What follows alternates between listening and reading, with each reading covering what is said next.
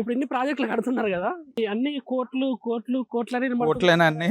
ఆయన ఏమంటాడంటే ఆ ఈవీఎం ఎమ్మెల్యే అని ఒక టాపిక్ మేము ఫస్ట్ తీసుకొస్తాడు. మీ పేరు కన్నా ఎక్కువ అది వస్తుంది. తర్వాత ఈ కడుతున్న ప్రాజెక్టులన్నీ కూడా కమిషన్లు, పర్సంటేజీలు, చిత్తశుద్ధి లేదు, మనీ మనీ మనీ మనీ. అతను ఒక కామెడీ పీస్.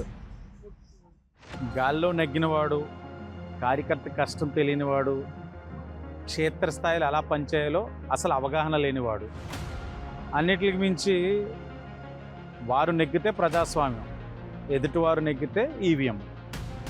అతను అన్న ప్రతిసారి నవ్వుకుంటాను, కానీ అతనైనా నేనైనా ఎవరైనా అర్థం చేసుకోవాల్సింది ఏంటంటే, నా బలమైన నమ్మకం ఈవీఎం అంటే ఎవ్రీ ఓటర్స్ మ్యాండేట్.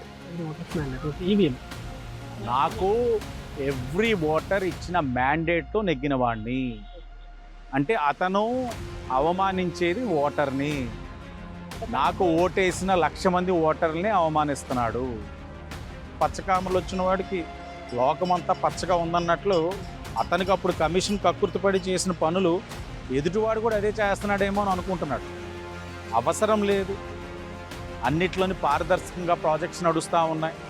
ఎప్పటికి ఎవరికైనా సరే వచ్చి వాళ్ళు ఎంక్వైరీ చేయించుకోవచ్చు, చూసుకోవచ్చు.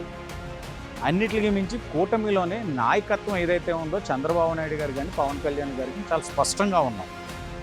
ప్రజలకి చేసే ఏ కార్యక్రమంలో కూడా నాయకులు చాలా జాగ్రత్తగా ఉండాలి.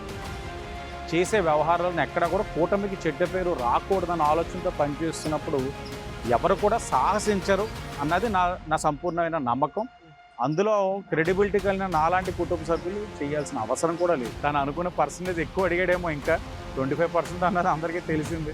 ఇంకా ఎక్కువ డిమాండ్ చేయడం వలన ఈ ప్రాజెక్టులన్నీ కూడా అయిపోయినాయి అన్నది తనైనా సమాధానం చెప్పుకోవాల్సి వస్తుంది. రేపు అన్న రోజు ఇదే పని మీద విమర్శిస్తుంది. ఈ దేవాలయం కూడా 27 lakhs శాంక్షన్ అయిందండి. చాలా ప్రసిద్ధిగాంచింది. 27 lakhs కూడా ఎండోమెంట్స్ నుంచి దగ్గరలో పనులు కూడా ప్రారంభం చేస్తాం. ఒక్కసారి మీరు రమారమ్మిగా ఇప్పటివరకు ఈ 2 yearsలో మీకు గుర్తున్నంత వరకు ఎన్ని కోట్ల పనులు అయి ఉంటాయి? అలా అయ్యో అవుతున్నాయి కదా. ఎంక్వైరీ అంతా అయింది. 29 ఎంక్వైరీ అవుతుంది. కార్పొరేషన్ మీదుగా ఒక 280 crores దాకా అవుతున్నాయండి. రోడ్స్ కానీ డ్రైన్స్ కానీ ఇవన్నీ. ఖేలో ఇండియా నుంచి ఒక 14 crores, రఫ్గా 300. అమృత్ నుంచి 95 crores, 400. ఇది కాకుండా అఖండ గోదావరి 100 కోట్లు నడుస్తూ ఉన్నాయి. 500 crores తోటి ఇప్పుడు దాకా నగరంలో జరుగుతున్నాయి పనులు. ఫైనల్గా మీరు పుష్కరాలకు సంబంధించి ఎంతవరకు పనులు పూర్తి చేశారు? మీరు పుష్కరాలకు రెడీ ఉన్నారా? 100% వెల్ ప్రిపేర్డ్గా ఉన్నాం. లాస్ట్ 1 yearగా వర్కౌట్ చేస్తున్నాం. లాస్ట్ టైం జరిగిన సమస్యలు ఏంటి, వాటిని ఎలా అధిగమించాలి, లాస్ట్ టైం ప్రొసీజరల్ ల్యాప్సెస్ ఏంటి, టెక్నికల్ ల్యాప్సెస్ ఏంటి, ఇవన్నిటిని అవగాహన చేసుకొని క్లీన్ స్టడీ చేసాం. మహాకుంభకి ఇక్కడి నుంచి టీం వెళ్ళారు. అక్కడి నుంచి మనం SOPs తెచ్చుకున్నాం.